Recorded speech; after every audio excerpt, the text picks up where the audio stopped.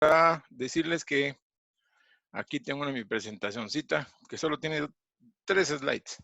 Espero que la vean aquí. Estamos poniendo ahí el café astronómico de hoy y miren dentro de la taza de café lo que se ve ahí. Ah, nada menos que un CubeSat o un CubeSat o un satélite que es el Quetzal 1, que está ahora dando vueltas a la Tierra.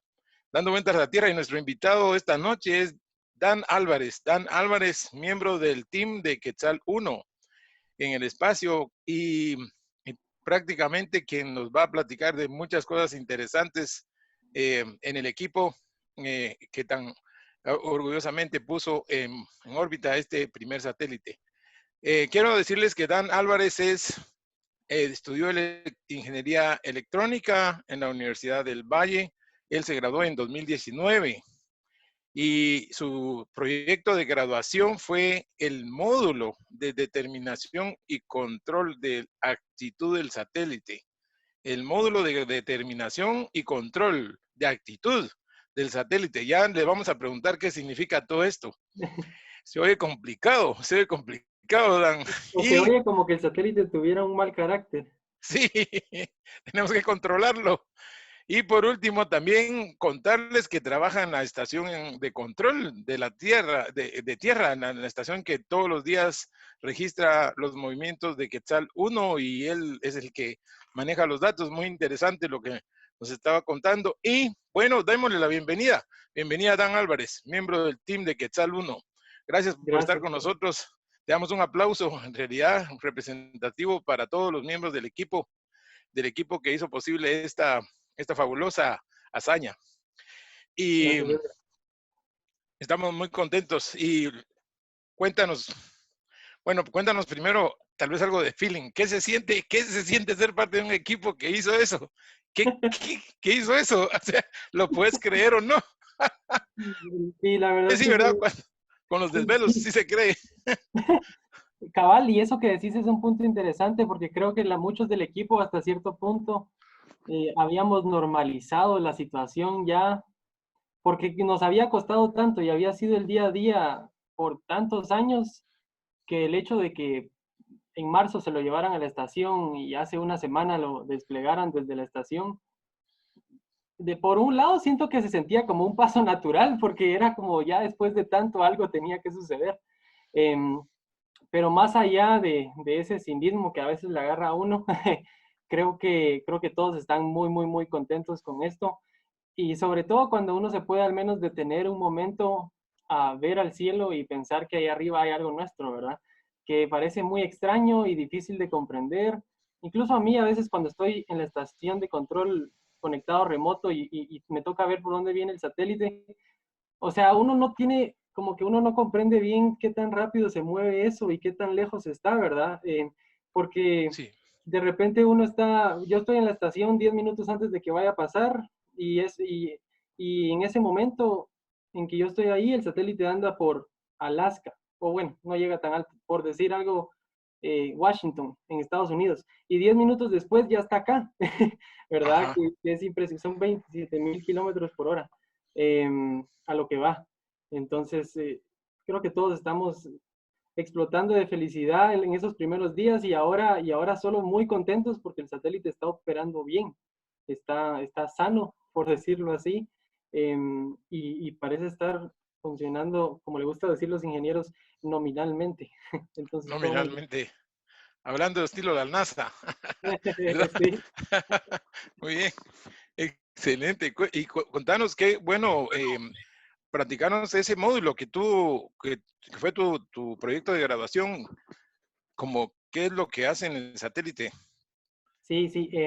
Bueno, actitud, que a mí también pareció muy raro cuando lo oí por primera vez, quiere decir orientación en términos de cosas aeroespaciales, no solo en el espacio, sino que en términos de aviones y cuestiones así. Actitud le dicen hacia dónde está orientado el satélite. Entonces, básicamente, yo empecé ese trabajo en 2017.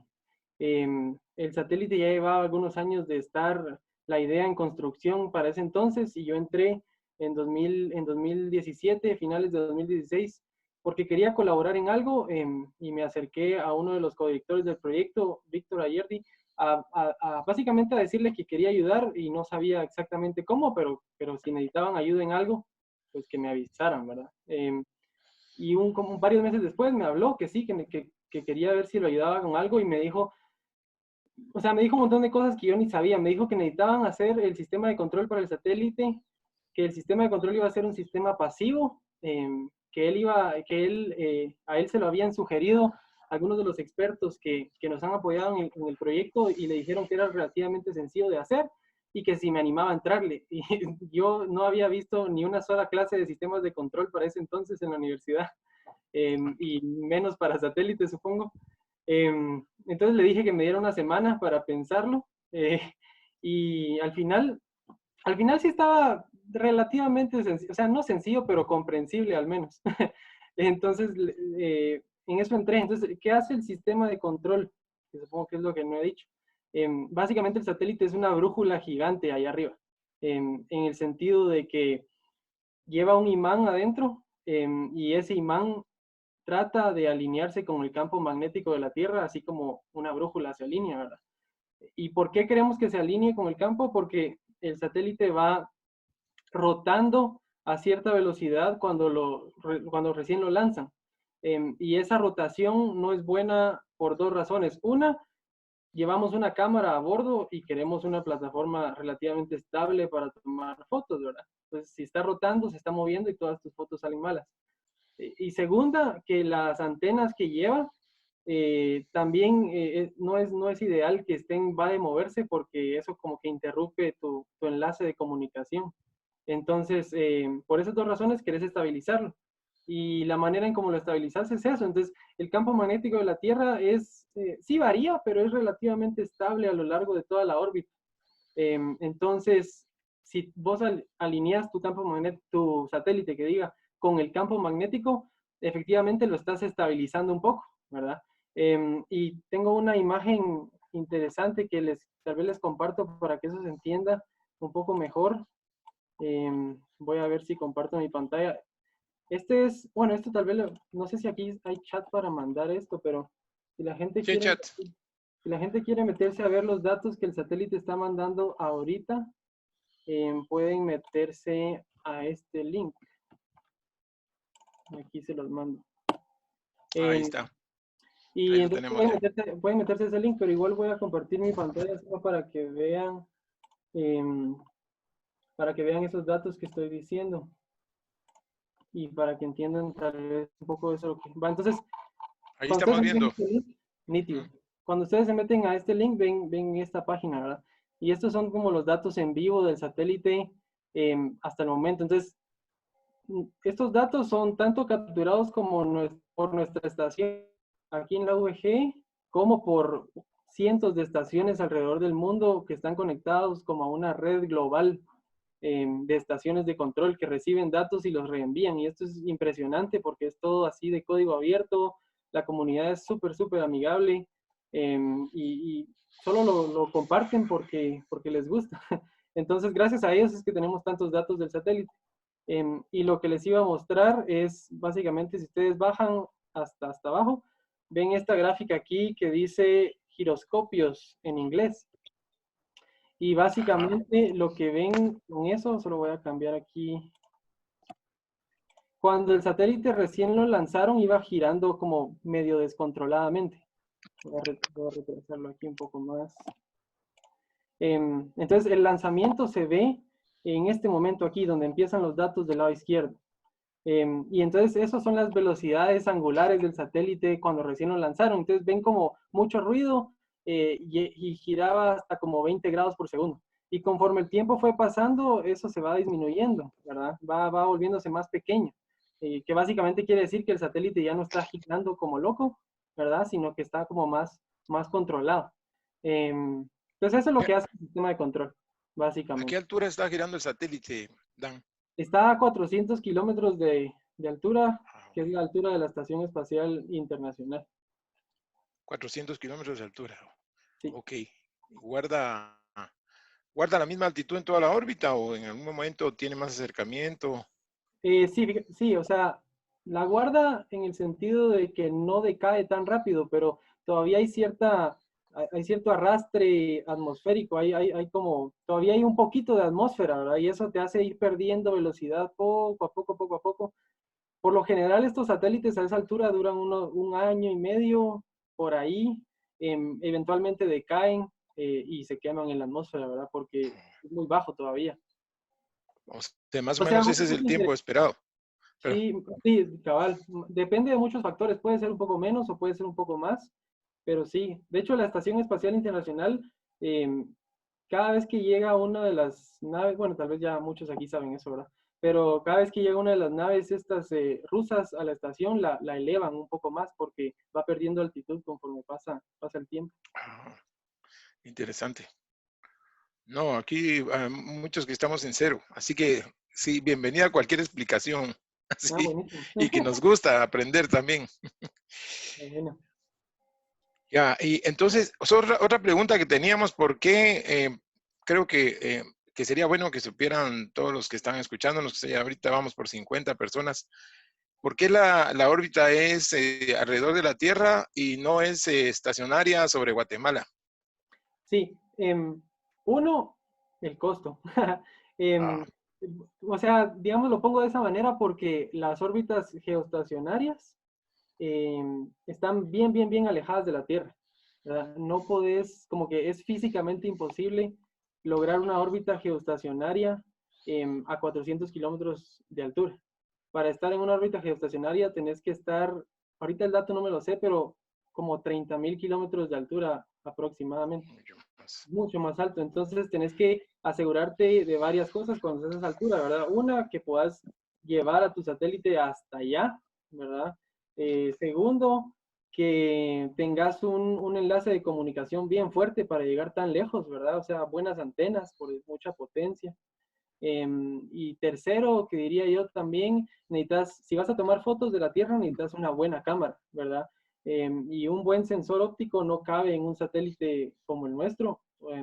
Por eso es que los satélites que mandan a órbitas geoestacionarias, como los meteorológicos y ese tipo de satélites, llevan cámaras o sensores grandes, ¿verdad? Y poderosos. Entonces sí, por eso es que estamos a esa altura. Y además que digamos que el satélite lo lanzó gracias a un, digamos, a un concurso conjunto entre las Naciones Unidas y la Agencia Espacial Japonesa. Em, Ellos fueron los que nos proveyeron el lanzamiento en sí del satélite de la estación y el despliegue del satélite desde la estación. Entonces, dentro de eso ya venía acordado que lo que nos darían era eso, ¿verdad? Ah, Em, ok. entonces, básicamente, hay varias razones, ¿verdad? Aparte que siempre supongo que las misiones van de abajo para arriba, ¿verdad? Empezás lo más cerca que podás y ya conforme te vas alejando, también el satélite va creciendo y va creciendo el presupuesto y todo va creciendo. Claro, claro, o sea, razones de costo tenían que haber ahí entonces. Y eso a Sí, veces uno no lo sabe. Buenas Eh, noches, buenas noches, Tania. Buenas noches. perdón, ¿qué tal? paso. Uniéndose aquí a la llamada. Estamos con Dan Álvarez de Quetzal 1. ¿Qué Mucho tal? gusto. Sí, estamos aquí platicando de la órbita del satélite. Está a 400 kilómetros de altura. Es una órbita que es órbita baja alrededor de la Tierra. Y entonces, Dan, quiere decir que solamente podemos aprovechar el satélite cada vez que va a pasar por Guatemala. ¿Es así o Sí. estoy equivocado al pensar eso? No, justamente, y eso es la importancia de lo que decía hace un ratito, ¿verdad? De que exista esta red global de antenas que escuchan satélites, porque si solo estuviéramos nosotros escuchando el satélite, tendríamos una décima parte de los datos que tenemos hasta ahorita. Si ven en esa página, la cantidad total de datos de paquetes de datos que hemos recibido hasta el momento, en los últimos, bueno, desde que lo lanzaron, son 2.225 paquetes. Y de esos 2.225, aquí en Guatemala hemos podido captar 150, ¿verdad? Que es Ah, el 5%, ¿verdad? Y eso es simplemente por eso, cabal, por cuestiones físicas de que no pasa sobre Guatemala más que 2, tal vez 3 veces al día. Y entonces, eso, ajá. Alguien pregunta ahí que qué frecuencia transmite el satélite. Son 437.2 megahertz. Ahí está. 437.2, voy a tomar nota de todo eso. 437.2 megahertz. Sí. Entonces, quiere decir que en la torre de control acá o en el centro de control en la del Valle tiene que estar todo el día o por ratos o cómo hacen para, bueno, me imagino que por supuesto que se sabe a qué hora va a pasar el satélite, pero tiene que estar, ¿hay un turno o cómo se distribuye el trabajo, Sí, especialmente a ti que te gusta? pues tenemos horarios ahorita, aunque en los últimos días lo he estado haciendo mayoritariamente yo, pero básicamente la idea es que cabal tenemos la hora a la que pasa, que en estos días ha sido siempre como a eso de las 10 de la mañana y luego otra vez como a la medianoche o las 3 de la mañana, por ahí. Entonces pasa como despaciado cada 12 horas, por decirlo así, ¿verdad? Entonces, digamos, sabemos la hora a la que es, entonces 10 minutos antes me conecto remoto a la computadora en la UEG, porque obviamente no podemos estar allá a esas horas de la Ajá. noche, ¿verdad? Entonces nos conectamos remoto y ponemos la antena para que esté viendo al satélite y nos esperamos a que pase, ¿verdad? Y ya cuando pasa y tenemos todos los datos, se quedan ahí guardados en donde ustedes vieron en esa página, ¿verdad? Todos los datos que nosotros recibimos se van para ahí y hasta la próxima, ¿verdad? Creo que sería chilero mostrarles una foto de nuestra antena para que la vean. Sí, Aquí tengo yo una, si no estoy mal. Voy a compartir la pantalla otra vez. No sé si ven ahí. todavía no. Eh, Vamos a ver. Sí, creo que no se ha elegido. Ahí está. Ahora sí. Ahí Eh, está a punto de salir algo. Ahí está la antena. Sí. Entonces, básicamente, suma esto. Ajá, entonces esa es la antena, es una antena tipo Yagi, se llama. Y lo que ven atrás, esa cosa negra que se ve aquí atrás, es el rotor. Entonces, ese es un motor que gira la antena, digamos, en círculos y también la gira para que apunte hacia arriba o en 45 grados, ¿verdad? Entonces, eso gira, digamos que en toda la esfera, por decirlo así, ¿verdad?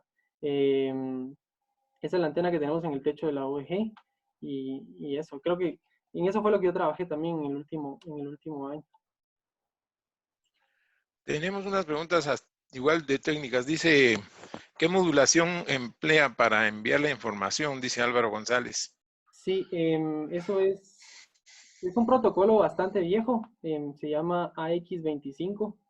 Entonces, no, perdón, preguntaron modulación, no, Sí, perdón. ¿qué Es modulación? es como FM, pero es FM digital, entonces se llama FSK. em, pero sí, eso es lo que emplea. Y de ahí el protocolo de codificación es ese que dije, pero era otra la pregunta. Ah, ok. Sí, O sea, es FSK la FSK, sí, modulación. es como el equivalente digital de FM, ¿verdad? Es Ok. dependiendo de ¿cómo se llama? Del dato que tengas. Si es un 1, vas a mandar a cierta frecuencia y si es un 0, mandas a otra frecuencia. Y entonces así mandas tus series de unos y ceros como frecuencias distintas. Muy bien. Tenemos más preguntas que están llegando. Carlos Solórzano quiere saber cuál es el objetivo de este satélite. El objetivo del satélite tiene 3 partes y creo que para eso también les demuestro algo. Em, ahorita lo pongo. Pues básicamente, y solo les quiero mostrar esto porque creo que así también se ve mejor. Em, bueno, esto básicamente. Entonces, el objetivo del satélite o sea, primero el satélite fue un reto para todos, ¿verdad? Todos en la universidad, porque nadie sabía nada de cómo hacer esto. Entonces, así como el satélite nos inspiró a nosotros a seguir y a lograrlo, y ahora que ya está ahí arriba, creo que nos tiene a todos muy contentos, la idea es inspirar a gente de una u otra manera, ¿verdad? Sea directamente porque vieron el lanzamiento o porque se meten a ver los datos y no se pueden creer que eso viene de ahí arriba y lo hicimos acá, por cualquier razón, pero inspirarlos, ¿verdad?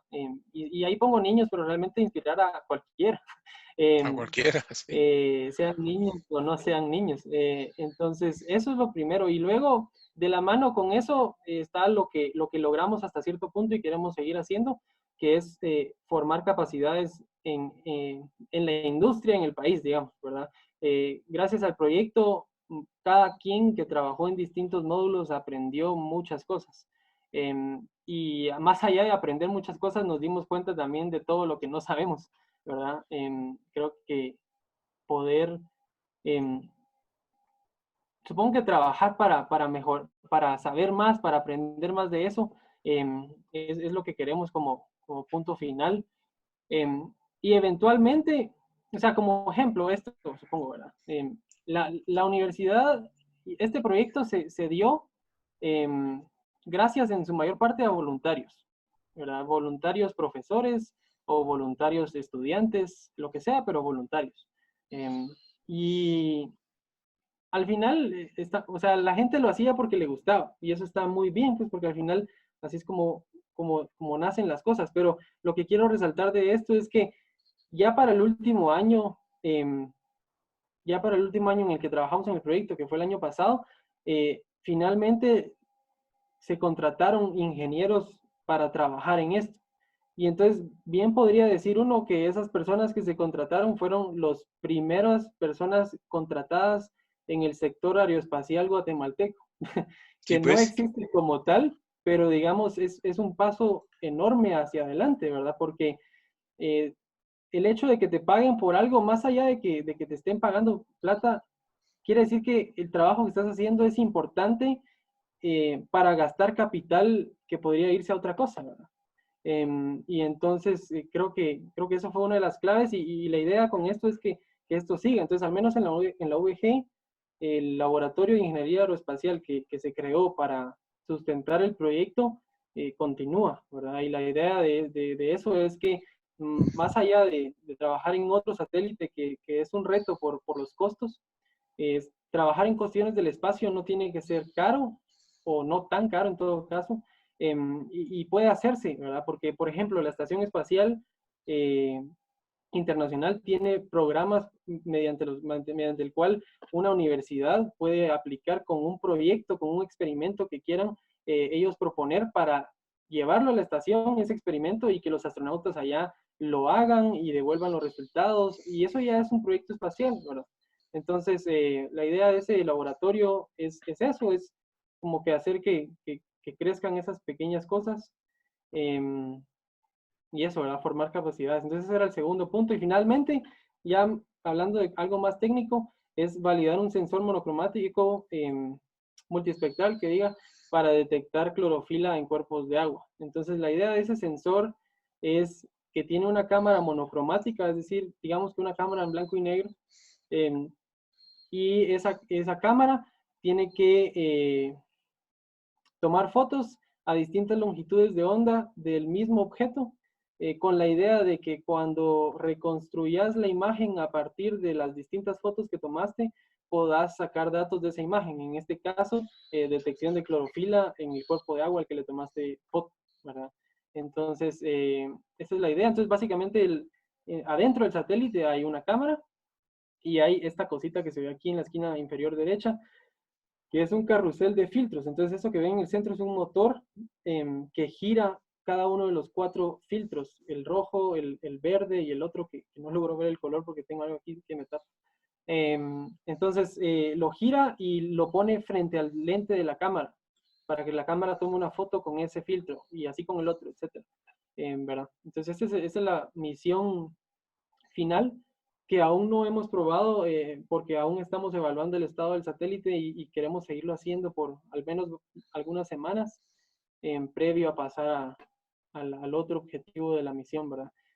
Personalmente, y eso sí, una nota personal es que creo que muchos del equipo estamos ya más que contentos con el éxito del satélite hasta el momento porque construir un satélite, lanzarlo, que se desplieguen las antenas, que se comunique con nosotros. Hay muchas cosas que podrían salir mal en todo ese camino y que haya funcionado.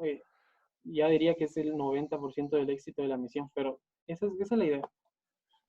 O sea que ya esa es la primera parte, es estar asegurándose que el satélite está bien de salud y que está trabajando bien. Imagino que era lo que más les preocupaba después Sí, del lanzamiento. Ujú. sí, estábamos muy preocupados porque habían varias cosas ahí. Por ejemplo, las antenas van guardadas, ¿verdad? No sé si han visto fotos del satélite o tengo yo una aquí también, pero vamos a ver, creo que no tengo. Bueno, pero tengo aquí algo. Básicamente, si ven este cubito que tengo acá, esta es como la forma ese es exactamente el tamaño del satélite, ¿verdad? Entonces las antenas son 4 tubos de metal que salen uno aquí, una del otro lado, uno en el otro lado y así, ¿verdad? Uno en cada cara. Pero para el lanzamiento iban guardadas, entonces iban como dobladas hacia el interior, hacia el cuerpo, y iban agarradas con unos hilos de pescar. em, que esos hilos de pescar iban amarrados alrededor de unas resistencias, que es un componente electrónico, me imagino que las han visto, ¿verdad? Pero aquí puedo mostrarles también una foto de eso, que creo que eso estaría bonito ver.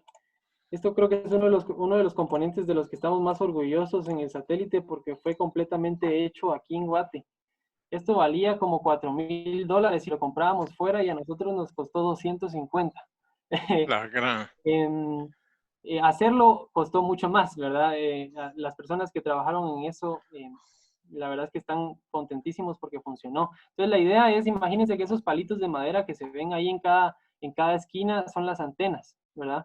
Y entonces estas cositas azules son las resistencias que mencionaba. Esos componentes se calientan cuando uno les pasa una corriente muy grande. Entonces, la idea es que aquí van guardadas las antenas, pero esas antenas se tienen que abrir para poder transmitir con buena potencia, ¿verdad?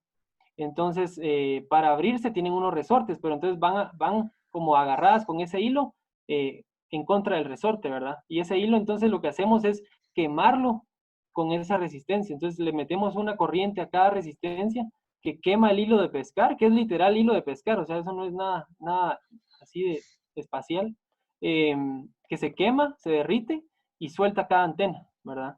Entonces, cuando recién lo lanzaron, los primeros datos que recibimos decían que, entonces, si ustedes ven ahí, hay un switch pequeño a la par de cada antenita, que son estas cositas como plateadas. Ese switch se está presionado y cuando la antena se suelta, pues el switch se suelta, ¿verdad? Entonces te dice, ya se soltó la antena. Entonces, cuando recién lanzaron el satélite, decía que solo una antena se había desplegado, ¿verdad? Y luego, como 4 o 5 horas después, volvimos a tener datos y ya decía que las 4 se habían desplegado. Y el hecho de que eso haya funcionado es monumental, pues porque, como les digo, esto te lo venden por $4,000 porque ya tiene como historia de funcionar en el espacio y por eso te cobran tanto. Por eso fue que hicimos nosotros el nuestro y no sabíamos si iba a funcionar a ciencia cierta, ¿verdad? Pero funcionó. Y ese es el tipo de cosas que también pueden convertirse en un desarrollo local, ¿verdad? En una empresa, al final de cuentas. Que es al final como surgen muchas de las empresas que desarrollan cosas para CubeSats, ¿verdad? Son estudiantes que hicieron uno, se les ocurrió una cosa y empiezan a venderla, ¿verdad? Entonces, sí, esto es lo que les quería enseñar de esto. Gracias por compartir eso. O sea que tiene componentes chapines, puramente chapines, el El satélite. 70% del satélite es hecho acá, o sea, es diseñado acá, o es fabricado las PCBs en sí, la PCB que es como la cosa negra que ven ahí, ¿verdad? El circuito, eso se fabrica, se manda a fabricar a China, pero ya luego el diseño en sí de la PCB, eso es diseñado acá. También soldado acá, porque una persona muy habilidosa soldó todos los componentes del satélite. A veces eran unas micritas así de componentes que uno no mira con el ojo o apenas lo logra ver. Kendi se llama él. Entonces él soldó todo el satélite, pero sí.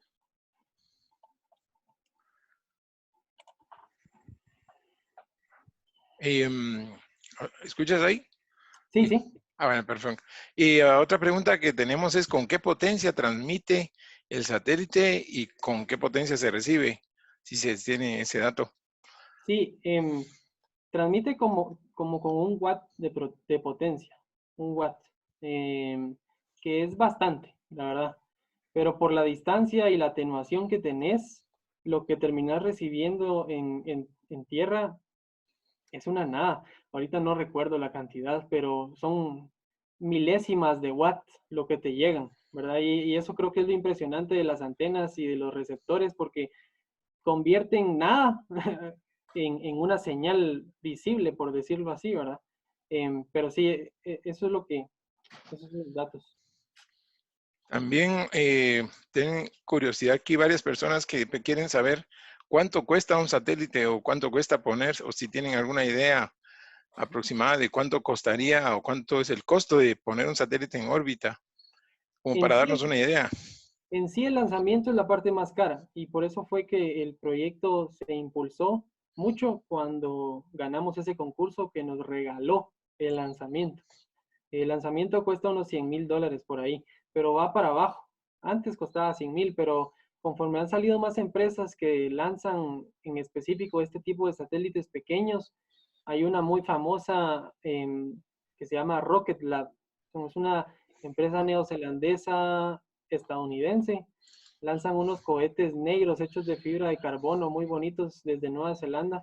Ellos lanzan CubeSats y con ellos creo que el costo baja a veces hasta como $50,000, que es barato, ¿verdad? Sí, Y de ahí el satélite en sí también vale, ahorita no tengo el dato exacto, así que no me lo crean por completo, pero también vale alrededor de los 100,000 en general. O sea, juntando todo lo que tenés que oh, comprar por un lado, las pruebas que tenés que hacer, porque hay que hacerle pruebas al satélite antes de lanzarlo.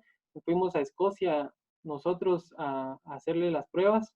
Las pruebas son básicamente pruebas de vibraciones para saber si el satélite va a aguantar las vibraciones del cohete al ser lanzado y pruebas de termovacío, que son para ver si todo funciona estando en vacío, como es ahí arriba, ¿verdad? Y los ciclos térmicos que el satélite tiene, porque cuando está en el sol está hirviendo y cuando está en el eclipse, en la sombra, digamos, está fríísimo, ¿verdad? Como no hay atmósfera, no hay una temperatura estable, sino que solo hay extremos. Entonces, haces esos dos tipos de pruebas que también son caros. Eh, y así, ¿verdad? O sea, los costos van para abajo conforme pasa el tiempo y esto se vuelve mucho más popular. Creo que todo esto de los CubeSats en específico es una revolución que ya lleva unos 5 años en explosión, pero obviamente existe desde hace como 15, casi 20 años, pero empezó a explotar hasta ahora tal vez. Y entonces con eso van bajando los precios, ¿verdad? Pero sí, pues. sigue siendo un costo alto. Estamos hablando de 200,000, $300,000 por ahí, Sí, cabal, llevarlo. cabal. Si uno lo va a financiar por completo, eso es lo que uno que tendría que tener, ¿verdad? Aparte está el pago, digamos, lo que tenés que gastar por el desarrollo, ¿verdad? Los ingenieros que trabajan en eso, todos esos gastos Ujú. que necesitan ser hechos, ¿verdad? Pero en la universidad también, o sea, este proyecto se dio también, por un lado, porque la universidad lo apoyó mucho, ¿verdad? Y por el otro, porque muchas instituciones, algunas nacionales y otras internacionales apoyaron, ¿verdad? Entonces, las pruebas que yo estaba diciendo que hicimos en Escocia, nos las dieron de gratis, la Agencia Espacial Inglesa. Ellos vinieron una vez aquí a Guatemala, andaban en otro proyecto, se enteraron de lo nuestro, vieron lo que estábamos haciendo, eso fue hace como 3 años, y les gustó lo que estábamos haciendo y nos dijeron que qué necesitábamos y les dijimos que ya teníamos bastantes cosas, pero que nos hacía falta saber dónde íbamos a hacer las pruebas. Y ellos nos dijeron que ellos tenían las instalaciones allá, así que ellos nos dieron eso, ¿verdad? De ahí muchas otras cosas que fueron de la forma de donaciones para comprar componentes, ese tipo de cosas, pero sí. Y siguen las preguntas acá llegando. ¿Qué rango de temperaturas puede soportar el satélite? Hablaste que está muy frío y después muy caliente. ¿Cómo qué Sí, rangos maneja? los componentes adentro, la mayoría son de grado automotriz, entonces aguantan bastantes extremos. La mayoría de los componentes electrónicos adentro van desde menos 40 grados hasta 85 grados centígrados. Eso es lo que aguantan, no lo que están sintiendo ahí arriba, sino que lo que aguantan, digamos. El único que es bien sensible ahí son las baterías. A las baterías no les gusta estar ni muy calientes ni muy frías. Entonces, esas baterías ideal que operen entre 0 y 30 grados como máximo, ¿verdad? El límite más clave ahí es el límite bajo. Entonces, las baterías, si nosotros no hiciéramos nada, se nos enfriarían por debajo de 0 grados, fácil. Y entonces el satélite lleva un calentador eh, en las baterías, que las calienta cuando ya van llegando muy bajo. Y entonces en la página que les mandé, ustedes pueden ver la temperatura de las baterías y si se dan cuenta ahí, las baterías llegan más o menos como a 3 grados centígrados y más allá de eso no bajan porque el calentador está encendido calentándolas, ¿verdad? En cuanto a las temperaturas dentro del satélite, la parte exterior es la que tiene los gradientes más altos, las diferencias más altas. Los paneles solares pueden llegar a estar muy calientes o muy fríos. No tenemos un sensor de temperatura ahí, pero por lo general hemos visto que los paneles pueden llegar hasta 70 grados centígrados, eso ya es hirviendo, ¿verdad?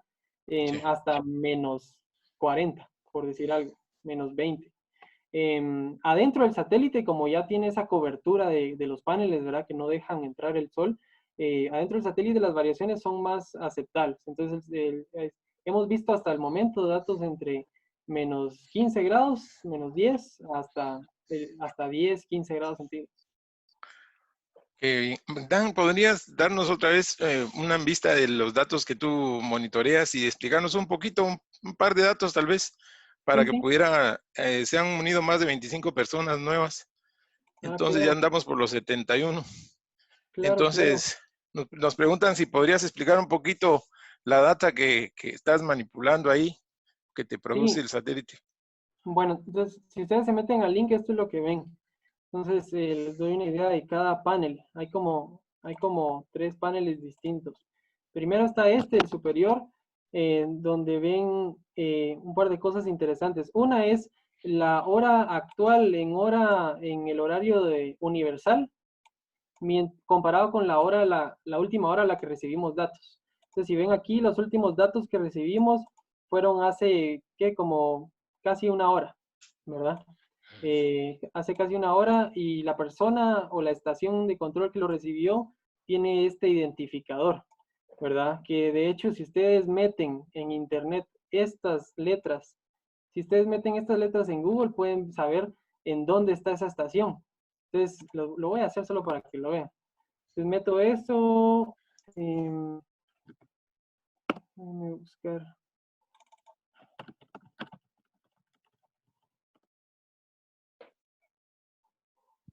Aquí está, creo yo. No me sale. Denme un segundito. Quiero mostrarles dónde está porque yo tampoco sé dónde está.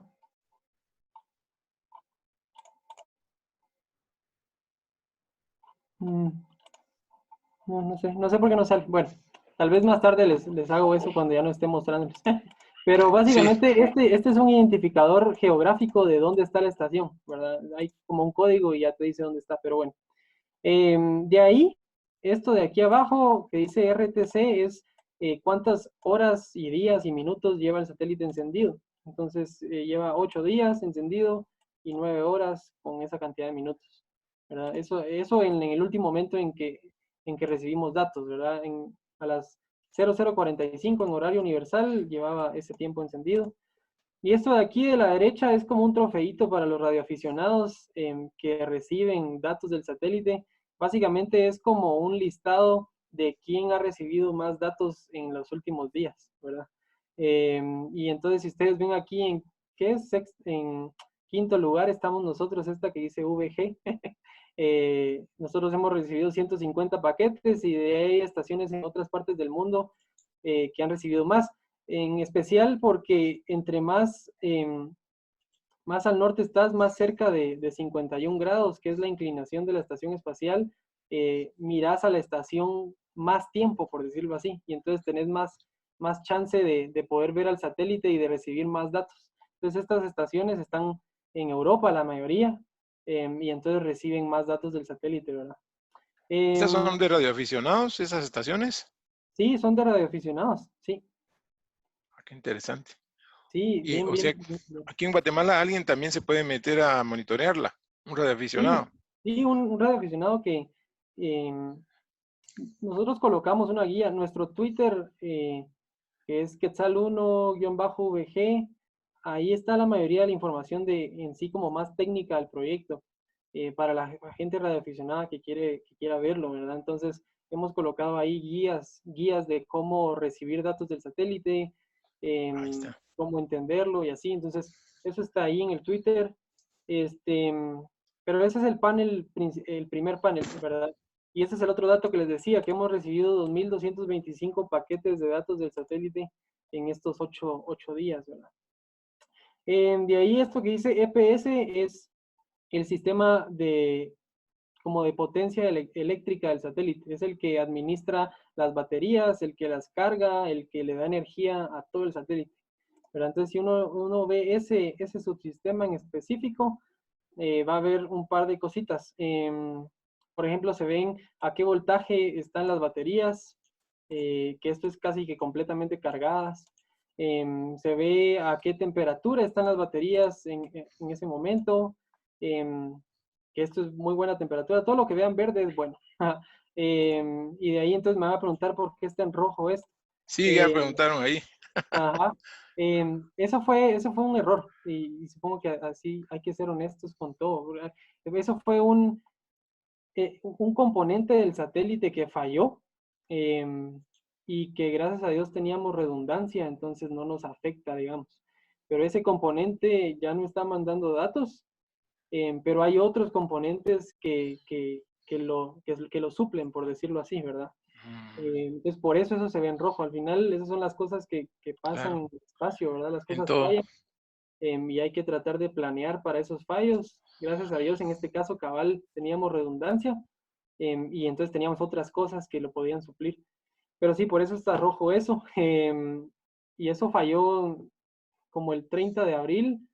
Nos dio un buen susto, la verdad, pero al final lo logramos entender por qué había pasado. Em, de ahí, esto que dice Solar Channel, esto es cuántas corrientes están generando los paneles solares en este momento. Y el otro de la derecha es cuánto está consumiendo el satélite. Entonces, si ven, está generando más de lo que consume, ¿verdad? Y más para abajo están las temperaturas, que esto tal vez les interese ver. Sí, ignorando esta parte de aquí que no tuvimos datos y por eso se ve como una caída. A partir del 1 de mayo, si se dan cuenta, todas las temperaturas han estado siempre por encima de los 3 grados, y máximo llegando a unos 13 grados centígrados, ¿verdad? Y así, de ahí van bajando, ven el voltaje de las baterías que se ha mantenido súper constante, o sea que se han mantenido bien cargadas. Estas son las corrientes que generan los paneles. Un poco relajo esa gráfica tal vez. Y de ahí, aquí hay otra cosa roja que se van a preguntar por qué está en rojo. Este no es un fallo de un componente, sino que es más como un error de interpretación, en el sentido de que tenemos monitores en el satélite que revisan si algún componente tiene cortocircuito. Y entonces, cuando hubo un cortocircuito, lo que va a pasar con ese componente es que ya no va a funcionar, ¿verdad? Y cuando ya no funciona, ya no va a consumir nada de corriente.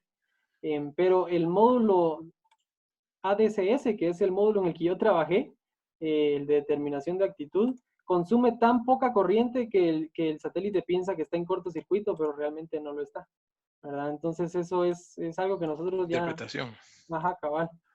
Y finalmente está lo del módulo en el que trabajé, en donde ven varias cosas. Ven lo de los giroscopios, ¿verdad? La velocidad de rotación que les enseñé al principio. Ven temperaturas en sí de ese módulo. Este módulo sí llega a enfriarse bastante. Ahorita está calientito, pero sí llega hasta como menos 10 grados, porque ahí no hay calentadores, ¿verdad? Ahí no hay nada. Entonces, ¿Y cómo ahí hace para orientarse con el campo magnético? ¿Es como un imán o es cabal, no? cabal. Lleva un imán adentro del satélite, literal. Aquí tengo yo una copia de ese imán, un momento. Esto que ven aquí, este cilindrito. Este cilindrito es un imán permanente, bien fuerte. Si unen dos ya no se suelta. Y ese cilindro va adentro del satélite. Y entonces este cilindro es el que hace la fuerza para alinear el satélite conforme el campo magnético, ¿verdad? Otra forma de verlo sería, si yo agarrar este imán y lo pongo en una cubeta de agua, o sea, lo pongo en un platito que flote en una cubeta de agua, por la fuerza del imán, el imán va a alinearse con el campo magnético porque el agua casi no tiene fricción, ¿verdad? Entonces va a hacer que el plato gire y va a alinearse con el campo. Entonces, de esa misma manera, en el espacio, esto gira para alinearse y por ende gira todo el satélite, ¿verdad? Porque va atornillado, por decirlo así. Qué fuerza la que tiene entonces el campo magnético para que es como engancharse a algo que te Ujú. lleva. Cabal, cabal, cabal. Qué Sí, entonces, fantástico, em, fabuloso. entonces eso es los datos. De ella, aquí ya no hay nada más. Y de la cámara, como qué sensor tiene o cómo, algo que se puede, de la cámara, nos Sí, preguntan acá qué tipo de sensor tiene la cámara y si se pueden ver fotos después cuando ya las tome. sí, cuando las tomemos seguramente esas se van a hacer libres, pero cuando ya estén, seguramente por el Twitter es que vamos a avisar eso. Okay. Pero que no sé si ya puso ahí el Twitter, pero por si la gente lo quiere saber. En todo caso, la Sí, cámara que sería. lleva es monocromática, o sea, es a blanco y negro, por decirlo así. Es una camarita pequeña, tal vez como de este tamaño. em, y bueno, creo que no hay mucho más que decir de la camarita, pero sí. Ah, está el doctor Julio Gallegos aquí entre los presentes, te cuento. Sí, él fue mi Eh, asesor de tesis. Saludos a Julio en Europa. ¿Qué Debe tal, ser Julio? tarde ahí, se está desvelando, pero Yo qué pensé bueno que que nos se está desvelaba acompañando. porque yo le decía que tuviéramos una reunión y él me decía, sí, sí, yo puedo. Y era medianoche en España y yo no sé cómo le hacía. Yo aquí tranquilo a las 3 de la tarde, pero allá ya bien tarde. Debe ser las 3 de la mañana por ahí, por las 3 o las 4 de la mañana por allá. Ajá, algo así, Julio, cabal. ah, pues siempre bien colaborador. Julio también fue el que nos ayudó mucho con la Sí, sí. estación de control, porque básicamente el diseño que ellos hicieron allá en la Agencia Espacial Europea de su estación de control fue el diseño similar que seguimos aquí para hacer la nuestra. Entonces también Julio ayudó muchísimo al proyecto y creo que todos estamos muy agradecidos con él. Sí, claro, y no solamente eso, sino que nos explica siempre todos los que preguntamos por las órbitas y todo un montón de cosas. Sí, sí. Así es la vida del astrónomo, dice él. Saludos, Julio. Y a propósito de astronomía, alguien pregunta ahí que si el satélite se puede ver al pasar, pero creo que esa podemos contestarla de que no creo que se pueda ver porque es muy pequeñito, ¿verdad? Su magnitud va a ser muy, muy baja. Sí, cabal muy baja. Así con el ojo pues, no se ve, pero sí estuve viendo ahí en Twitter de un fotógrafo astronómico, por decirlo así, que iba a intentar el 14 de mayo tomarle una foto. Parece que iba a haber un buen momento en que pasaba sobre Nueva York. Él vive allá. Y no sé si lo va a lograr, pero lo iba a intentar.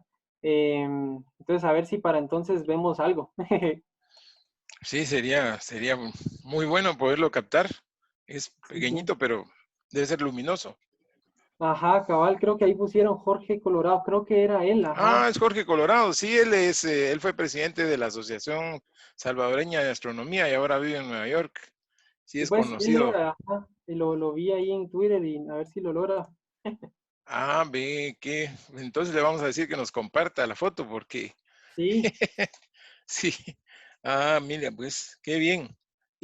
Pues entonces prácticamente cuando se le empiecen a tomar vamos a poder, tal vez a través de Twitter o poder tener acceso en algún site para poderlos sí, observar. sí, las fotos que manda el satélite, sí, fijo, van a estar de alguna forma linkeadas en Twitter o puestas ahí y en la página de la UDG seguramente. Ahorita eso no está exactamente definido porque no hemos llegado a esa parte en la misión, pero sí. Muchas gracias. ¿Y planes para el futuro, Dan? ¿Están pensando en ya continuar con otro o satélite o todavía no quieren oír hablar de otro satélite? Ya sufrimos un poquito, la verdad que hay que darnos un descansito. Ah, Creo que, creo que ahorita principalmente la misión ahorita es operar el satélite, que es la parte de la misión que no sabíamos si íbamos a lograr, ¿verdad? Porque qué tal si el satélite no funcionaba. Y entonces hay mucho jugo que le podemos sacar a todos los datos que estamos teniendo del satélite ahora, muchas publicaciones que pueden salir de ahí. Sobre todo, yo como lo veo es, a nosotros nos costó un montón hacer esto porque había bien poca información de cómo hacer un satélite en general, ¿verdad? Y me refiero a todos los módulos, ¿verdad? Y como hay tan poca información, o si la hay, es tan avanzada que ya no se aplica a tu caso, em, y entonces creo que nosotros tenemos una oportunidad de cambiar algo ahí para otra misión que venga luego, sea del país o no sea del país, ¿verdad? Para personas que también quieran saber desde cero cómo es esto, creo que tenemos muchas lecciones aprendidas. Entonces, a mediano plazo creo yo que la idea es esa, ¿verdad? Es sintetizar todos los datos que estamos teniendo del satélite, publicar, sacar lo más valioso que podamos del satélite mientras esté operando. Em, ya después de eso puede que salga algo más, puede que salga alguna misión conjunta con otra universidad, por ejemplo, para no tener que trabajar todo el satélite nosotros, sino enfocarnos en un módulo o un par de módulos, por decir algo, y luego integrarlo, ¿verdad? Esa sería una idea. La otra idea es que no se tiene que trabajar necesariamente en un satélite para hacer un proyecto espacial, ¿verdad? Entonces, se puede trabajar en un experimento que se envíe a la Estación Espacial Internacional, ¿verdad? Y ese experimento puede ser el trabajo de tesis de un par de personas, por ejemplo, y al final se evalúa, se involucran un montón de personas en eso. Varias cosas que pueden salir de ahí. una pregunta que nos hizo otro compañero es, ¿se ha pensado en que se puede alquilar tiempo de satélite? No tal vez en este, pero en otro, a una empresa o institución interesada. Y Bueno, como cuánto cuesta alquilar un satélite o un pedazo ahí del satélite.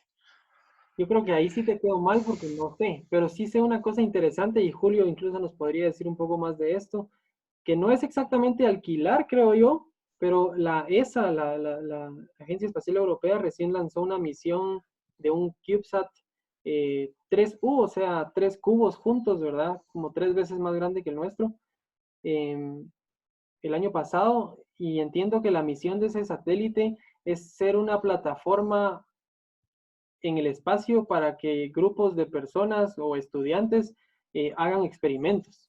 Experimentos que el satélite puede ejecutar ahí arriba, ¿verdad?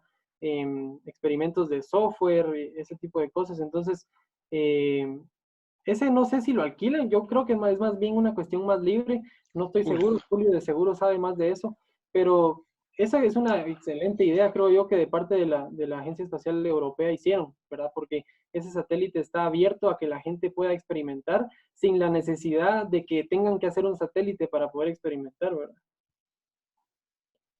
excelente.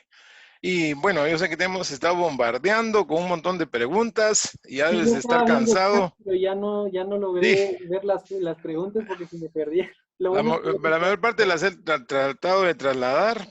Solo queda una que es cuál es la tasa de transferencia. Ah, perdón, está hablando Julio ahí. Es educativo y abierto para instituciones educativas. sí, pues es abierto, Sí. ajá, cabal.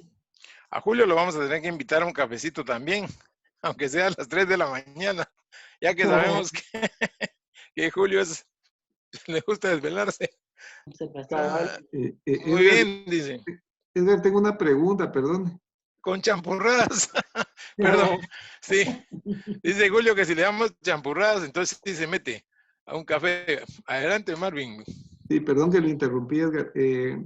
Si tienen estimado el tiempo de vida útil del satélite. Mira, podría variar muchísimo, ¿verdad? Sabemos que la órbita durará año y medio por ahí, ¿verdad? Tal vez un poco más. Por ejemplo, por decirte algo, ¿verdad? En 2018 lanzaron dos satélites similares al nuestro, uno de Costa Rica y uno de Kenia. De estos dos, el de Costa Rica estuvo operando bien y reingresó a la atmósfera, o sea, se quemó eventualmente. Se quemó, creo, si no estoy mal, en enero de este año o algo así, ¿verdad? O sea, funcionó como año y medio.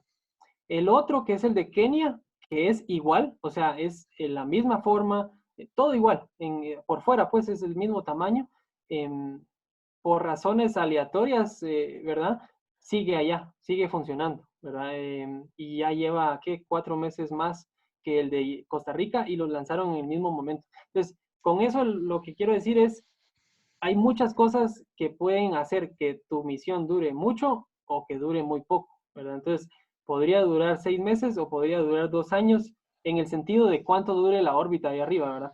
Ahora, en cuanto a cuánto funcione el satélite o que eventualmente se arruine, esa es otra cuestión medio aleatoria por una razón, bueno, por una razón específica también, que es que en esa órbita, a pesar de que no estás tan arriba todavía tenés algo de atmósfera, hay partículas altamente cargadas, partículas atómicas altamente cargadas que le pegan al satélite, ¿verdad? Y que lo atraviesan.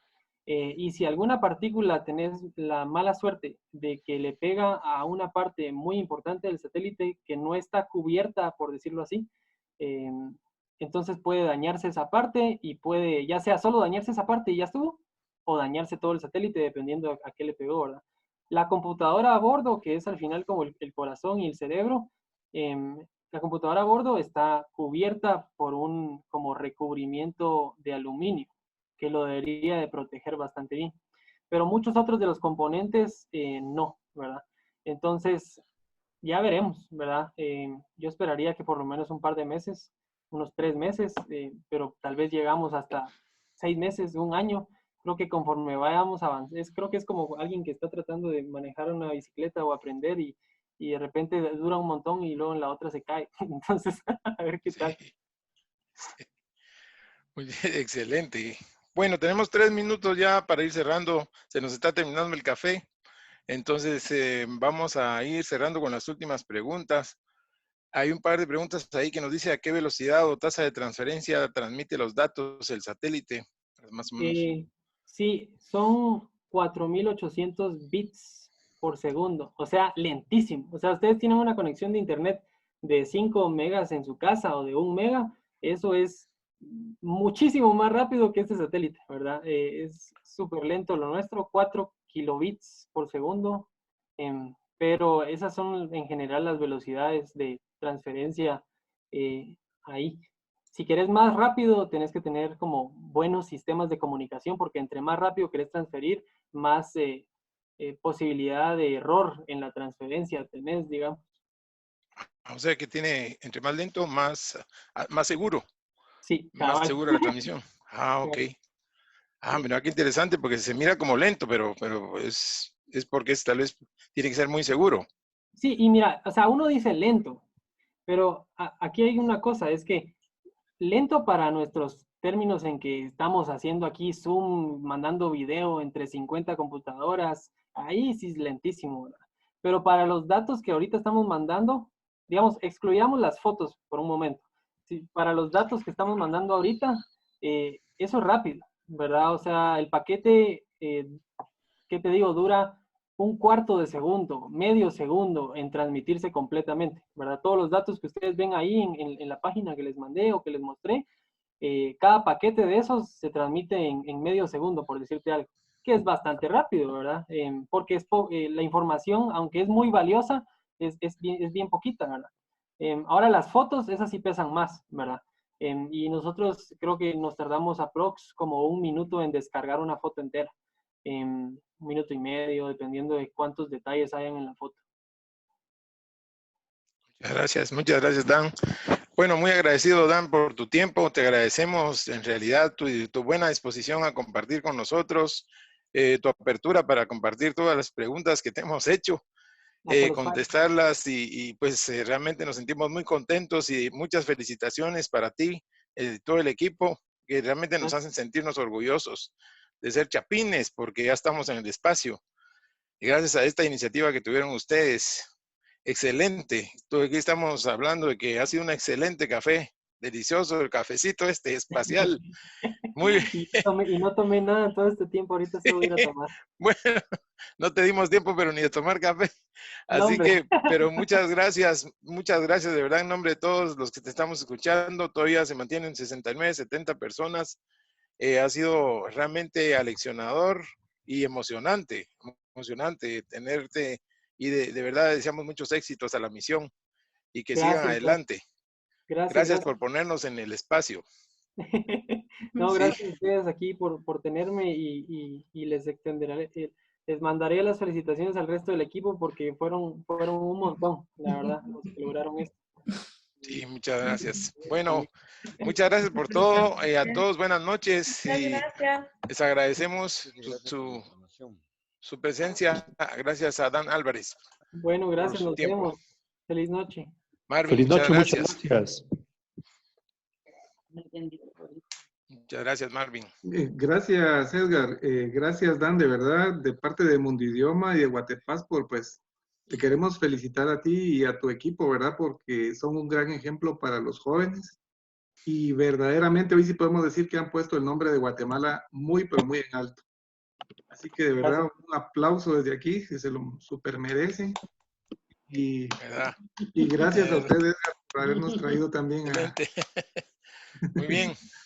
Así que, bueno, a invitarlos ahora para el próximo café, que siempre es el día sábado a las 5 de la tarde, Edgar. Oh, ese café va a estar explosivo porque vamos a hablar de las fotos que tomaron, que reveló el Pentágono. Esas fotos que acaban de revelar. ¿Qué son? ¿Son ovnis? ¿Son UAPs? ¿Qué son estas cosas? ¿O son pues tecnología? A lo mejor es tecnología de nosotros. No sabemos, pero tenemos un experto que tiene ya muchos años de manejar estas cosas que nos va a platicar el sábado a las 5 de la tarde sobre estos fenómenos que debemos de hacer para al final decir si son ovnis o no son ovnis. Pero va a ser una cosa muy interesante. Así que bueno, este es otro tipo de café, el que tuvimos hoy es más cercano a nosotros, también tecnológico, espacial, pero Vamos a ser reptilianos. sí. Esperamos ver reptilianos en el otro. Así que los invitamos a todos a que se unan en el próximo café. Es el sábado 9 a las 5 de la tarde. Vamos a hablar de UAPs o ovnis. ¿Qué fueron esas cosas que mostró el Pentágono que dice que no sabe qué son, que andan volando ahí por el espacio? ¿Será el Quetzalito? A lo mejor. A lo mejor el Quetzalito. Muy bien. Así que muchas gracias y los esperamos pues para la próxima. Muy amables. Gracias, nos vemos. Feliz noche a Adiós, todos. Dan. Gracias. Feliz noche, gracias.